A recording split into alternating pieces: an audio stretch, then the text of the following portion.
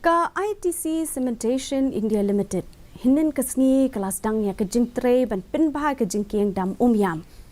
Ka kam maramot kelas dang da ka jing sam thlio ha ko wei ka liang ka balawan ra e ka jing thut ha ka let ka wan kham tami ki tu ki nong let nong wan ha padeng ka shalong bat Guwahati.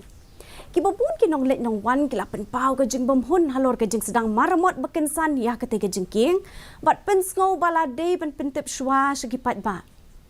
Kajing pa yat no iki kali ling bakakat ling suin umroy ban mi isa kasurok maulay VIP na Guwahati sa Shillong kalabo jing iki tu ki bam dam lien ban yat na kate galinti. U manager bakmi ya kajing petre jong ka ITC Cementation India Limited ulapin syai baka company kalayo jing bit na kasorkar jela hadin kajing ai application ka belayat la saub nai menta. हमको मिनिमम 4 मंथ लगेंगे day night का अगर काम करते हैं day night करेंगे हम डैम के ऊपर हैवी व्हीकल जाने का परमिशन तो कहीं नहीं होता है। ये हम लोग पहली जगह पे देख रहे हैं कि इसके ऊपर से हैवी व्हीकल ट्रैफिक जा रही है, मगर अगर हमारा ट्रीटमेंट करने के बाद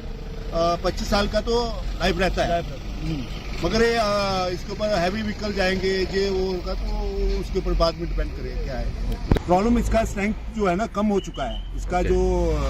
पानी का प्रेशर जो लेने का कैपेसिटी है वो कम हो रहा है।